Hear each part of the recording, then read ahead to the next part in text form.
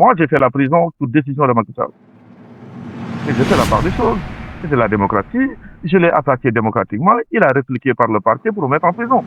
La gestation s'est suivie au non-lieu.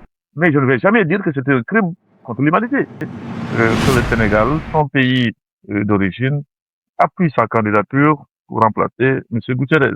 Ce qui semble tout à fait normal. C'est un fils du pays qui demande le soutien de son pays.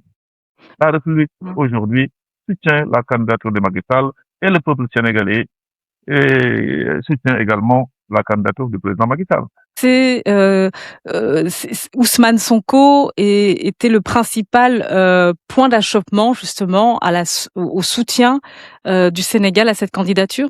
Et d'ailleurs, il continue à le faire. Hein. Il continue à vouloir tout simplement ternir l'image de marque de l'ancien président du Sénégal. Vous savez, hein, le président Macky Sall a fait quand même, je pense, 12 ans de magistrature, a fait ce qu'il devait faire. Tout n'est pas rose, ça c'est clair et précis. Il y a eu des problèmes. Raison pour laquelle d'ailleurs, moi, en tant que son ancien allié, nous nous sommes séparés sur l'histoire du troisième mandat. Tout le monde le sait, il m'a limogé pour ça. Bref, je ne regrette pas ma position et je considère que lorsque la politique est derrière nous, il faut regarder ce qui est positif. Et ce qui est positif aujourd'hui, c'est que la République a repris la bonne direction. Monsieur Ousmane Sonko a été écarté de tout ce qui est République parce qu'il ne connaît pas les rouages de la République et la démocratie mondiale. Et aujourd'hui, l'ancien président Macky Sall est revenu au Sénégal, a été accueilli par le chef de l'État, Bassirou Diomaye Diakhar Faye, dans des conditions dignes de son rang. Et vous savez que M. Macky Sall avait été déjà accompagné par un autre chef d'État, l'ancien président de Guinée-Bissau.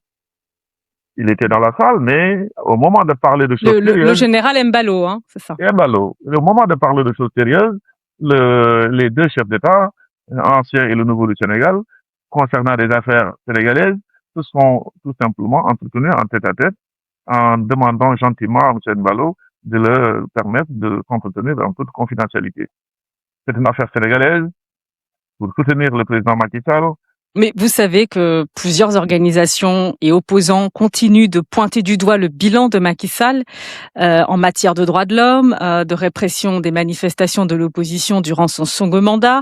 Macky Sall est également accusé de malversation concernant les finances publiques et le montant réel de la dette nationale. C'est une dette abyssale qui force aujourd'hui votre pays à des négociations, en tout cas à un bras de fer avec le Fonds monétaire international. Est-ce que le fait de reconnaître sa candidature, c'est balayer toutes ces accusations? D'où sort ce mot d'être caché d'abord? Ça sort de la bouche de l'ancien Premier ministre Ousmane Sonko, dans une conférence de presse, laquelle vous avez assisté certainement, même à distance. Voilà la même personne aujourd'hui en 2016, 2026, nous sommes, ce mois de juillet, je ne me trompe pas, qui dit qu'il se prononçait en ne maîtrisant pas ces sujets. Il parlait politique, il ne parlait pas institution, il ne parlait pas État. Il n'avait pas toutes les données. Et quand on n'a pas toutes les données, il faut savoir raison garder et ne pas entrer dans des débats qui vous dépassent. Dette cachée, il n'y en a pas eu. C'est juste une dette qui est là. On nous avait demandé au niveau de l'UEMOA, et pour chaque État déjà de membre de l'UEMOA, de ne pas dépasser 70% d'endettement au niveau du PIB, officiellement. Voilà un pays qui était fréquentable, le Sénégal. Voilà un pays qui avait des projets. Voilà un pays qui était poursuivi par des banques pour lui dire, bah, écoutez, on peut vous prêter, on peut vous prêter. Cet argent qui a été prêté au Sénégal n'est pas parti détourné. C'est entré dans des projets. Parce que le président Macky Sall a beaucoup travaillé, son bilan matériel ne fait l'objet d'aucune discussion, d'aucun débat au niveau satisfait. Il a mis ses projets et vous ne verrez pas, pour le moment, je n'ai pas vu une plainte pour détournement des deniers publics contre Macky Sall. Vous parlez d'accusation. Vous savez, rester à la presse pour tout simplement accuser des gens. D'ailleurs, la plupart des gens qui ont été accusés à la légère se sont retrouvés libres, suivant des décisions de magistrats du siège. Je ne parle pas des parquetiers. Raison pour laquelle, lorsque vous parlez d'opposants, vous parlez de qui aujourd'hui? Aujourd'hui, le Sénégal, depuis le 22 mai, vit un nouveau virage. Parce que Ousmane Sonko, si c'est de lui qu'il s'agit, il se retrouve aujourd'hui dans une opposition et la loi de l'apesanteur est en train de faire son effet, il est tiré vers Mais le bas. Maître Diop, vous savez également que la société civile monte au créneau. Elle exprime sa colère après la visite éclair de Macky Sall à Dakar au Palais de la République et finalement critique également le président de la République actuel, Bassirou Diomaye Faye. Cette visite peut-elle in fine se retourner contre lui? Vous savez, quand vous parlez de société civile, il faut savoir de quelle société civile il s'agit d'ailleurs. Pas de ces sociétés civiles, entre guillemets, encoagulées en politiciens. Là, on le sait, pertinemment. D'ailleurs, la plupart traversent la frontière. Moi, je parle de la société civile qui représente les victimes qui ont subi justement la répression durant les manifestations Donc, préélectorales. vous parlez d'Amnesty International avec de M. Gassama. Non, pas forcément d'Amnesty International, mais C'est lui qui est devant. des associations de représentation des victimes au Sénégal. Vous savez, je suis un homme de droit, je suis des métiers. Je connais très bien les associations qui sont dans les droits de l'homme. Aujourd'hui, c'est Amnesty International sénégalaise sous le format Gassama qui dit le tout et son contraire et raconte n'importe quoi. Il faut qu'ils se dépeignent un peu de leur coloris pour essayer d'être vraiment des sociétés civiles. Enfin, vous savez très bien qu'Amnesty International s'appuie sur des rapports qui sont documentés, détaillés et qui se fondent sur le recueil de témoignages quand même. Vous savez, quand des recueils de témoignages viennent de Amnesty, par exemple, Sénégal, et qui n'ont pas été faits de façon contradictoire, ça peut poser problème au niveau de la culpabilité de quelqu'un. On n'en accuse pas pour rendre quelqu'un culpable, on le juge. Macky Sall a-t-il été déjà accusé sur le plan international, au niveau des instances internationales? Vous ne l'avez pas. Sinon, il ne se serait pas déplacé en jet privé, ou bien même passer de pays en pays sans être interpellé. Ça, il faut que ce soit clair. Au Sénégal, ça faisait 2 ans qu'il n'était pas revenu au Sénégal, hein, quand même. Mais il n'y a aucune plainte au Sénégal contre Macky Sall. Là, il faut qu'on soit d'accord, Madame Samantha. Maintenant, que le PASTEF, disant avoir des personnes qui ont été je ne sais pas comment ils les appellent, des victimes de la répression qui a eu lieu. Que s'est-il passé, vraiment? Il faut faire la part des choses. Moi, je considère à un moment donné, et je l'ai dit devant les Sénégalais, qu'une certaine répression a été disproportionnée. Ça, c'est pas une histoire de violation des droits de l'homme. Voilà des gens qui ont été armés, qui ont, on a vu au Sénégal des violences inouïes, mais la légitime défense, la légitime, disons, protection du peuple sénégalais, ce sont les forces de défense et de sécurité. Tout ce qui a été disproportionné doit être jugé. Moi, je suis d'accord. Mais pour le moment, il n'y a aucune plainte contre l'ancien président du Sénégal. Maintenant, restez là-bas à faire de la Vous savez qu'il y a une demande d'enquête pour crimes contre l'humanité qui a été soumise à la Cour pénale internationale contre des responsables sénégalais et figure parmi eux l'ancien président Macky Sall. Attention, madame, la présomption d'innocence, il faut quand même pas l'oublier, le sens, la quintessence de ce mot. Voilà des gens qui accusent. Je peux dire à quelqu'un que vous aurez au conditionnel fait ceci, cela, et tu ne veux pas que cette rumeur-là. C'est une demande d'enquête, hein. C'est une demande. Voilà, c'est une demande d'enquête. Ce n'est pas une accusation. Demandons à enquêter pour savoir ce qui s'est passé. Mais je demande, tous moi aussi, à mon niveau, d'avoir les éléments pour savoir si oui ou non des choses à charge existent. Attendons les résultats. Mais pour le moment, ceux qui ont le pouvoir, c'était le PASTEF. Aujourd'hui, le PASTEF est en train de s'effriter et est devenu autre chose depuis un certain temps. Pourquoi pendant 2 ans, eux qui ont l'exécutif, qui ont le législatif, qui ont la politique pénale du parquet, le parquet y a refusé, n'ont pas pu même déposer une plainte, déposer. Mais aujourd'hui, on dit, maintenant, voilà, un ancien président, vous n'avez pas le droit de revenir dans votre pays d'origine, au simple motif que de prétendus martyrs qui ont attaqué les forces de l'ordre, qui ont incendié des gendarmeries, qui ont attaqué des personnes à leur domicile, et toutes les personnes qui étaient contre, qui n'avaient pas les mêmes visions que sur le plan démocratique, étaient lynchées. Des visites domiciliaires, vous le savez, on a vécu au Sénégal pendant cette période. Donc, moi, je pense que, voilà, il faut savoir raison garder. Moi, j'ai fait la prison sous décision de Macky Sall. Mais j'ai fait la part des choses. C'était la démocratie. Je l'ai attaqué démocratiquement. Il a répliqué par le parquet pour le mettre en prison. Je suis suivi au non-lieu. Mais je ne vais jamais dire que c'était un crime contre l'humanité. Il faut savoir faire la part des choses. Mmh.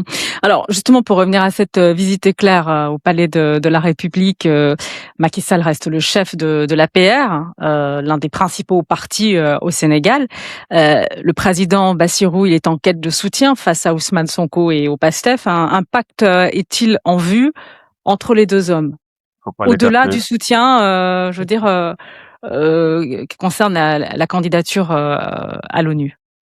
Oui, oui, c'est possible que nous sommes en politique, hein. Comme vous l'avez rappelé, l'ancien président Macky Sall est toujours le président de sa formation politique, l'APR. C'est l'APR en train aussi de se réorganiser.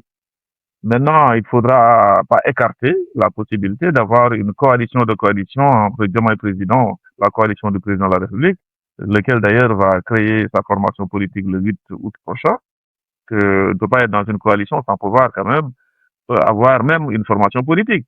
C'est comme une maison avec Mmh. des chambres, et dans les chambres, c'est occupé par les alliés, et lui-même, la locomotive de tout ceci, n'en a même pas une chambre. Donc il est temps qu'il ait une chambre, donc nous saluons vraiment sa décision de vouloir mettre sur place une formation politique.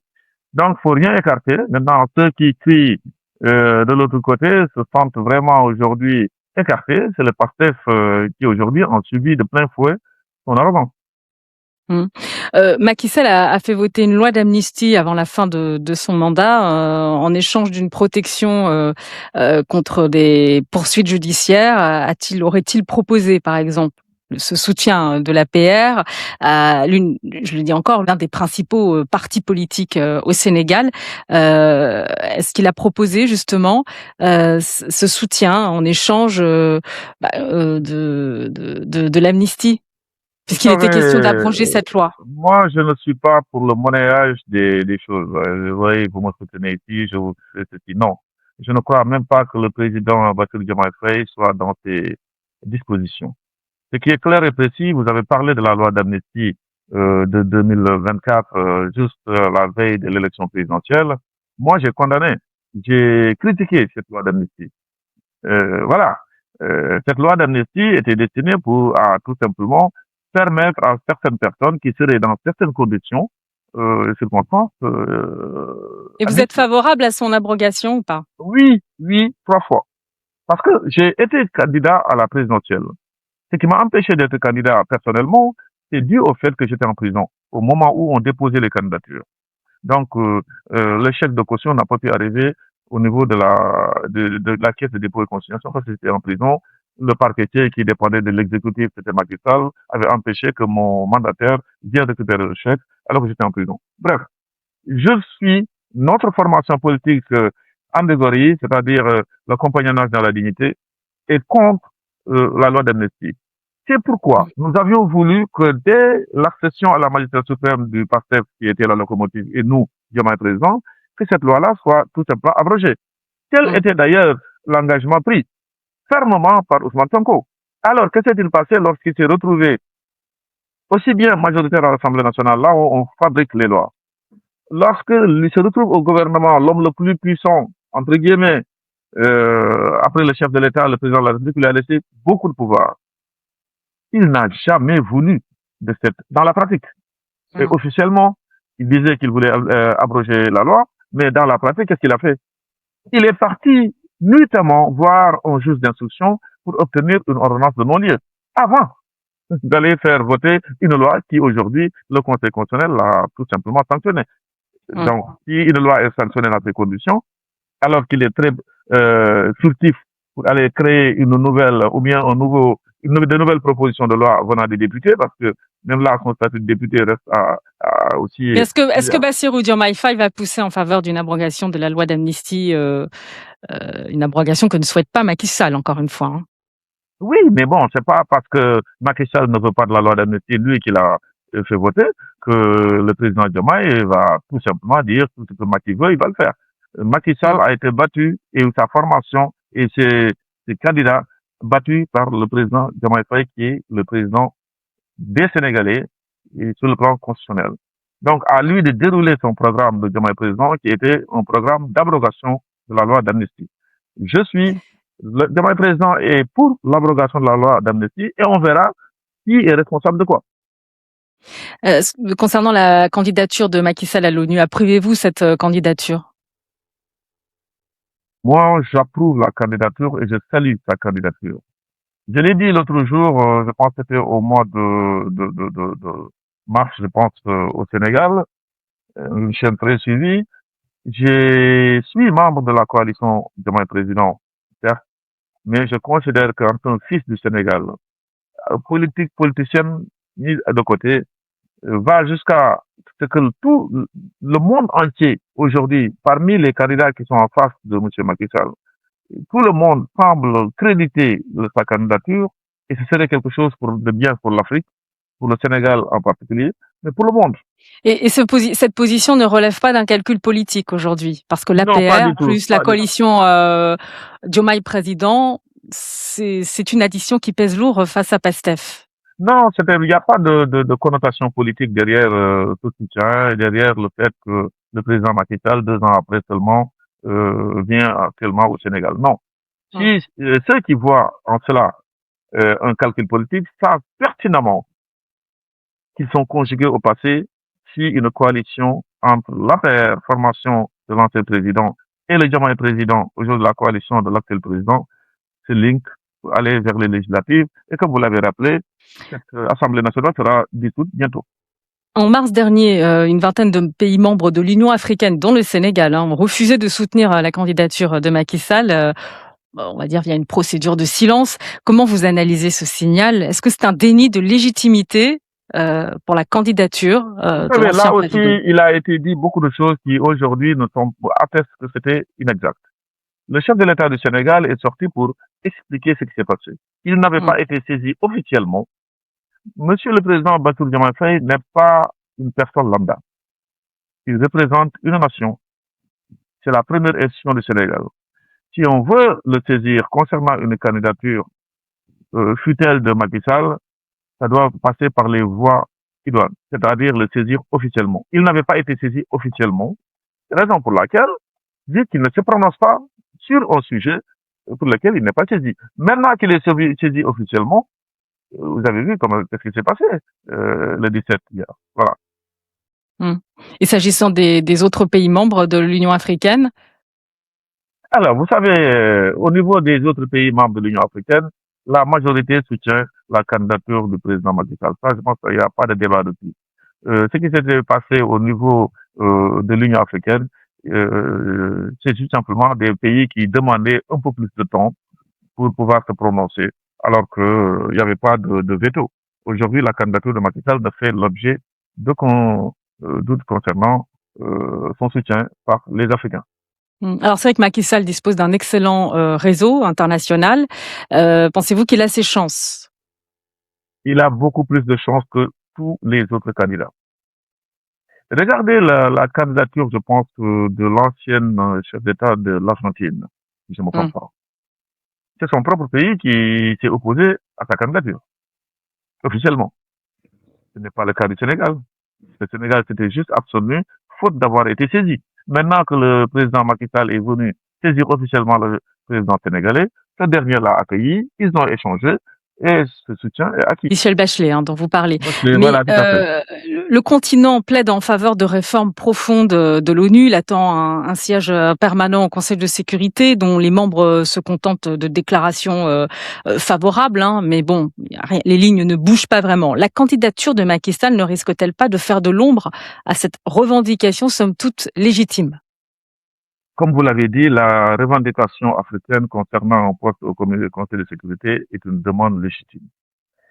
Si vraiment il faut un équilibre dans ce monde, il faut que les nations se parlent et que les conflits soient réglés de façon vraiment assez rapide. Il faudra aussi que ce continent qui risque d'être l'endroit où il y a plus de population mondiale soit un endroit également, l'Afrique, je le cite, et les pays en voie de développement bénéficient, ces pays-là bénéficient d'un siège au niveau du Conseil de sécurité. C'est créer quand même un équilibre pour ça.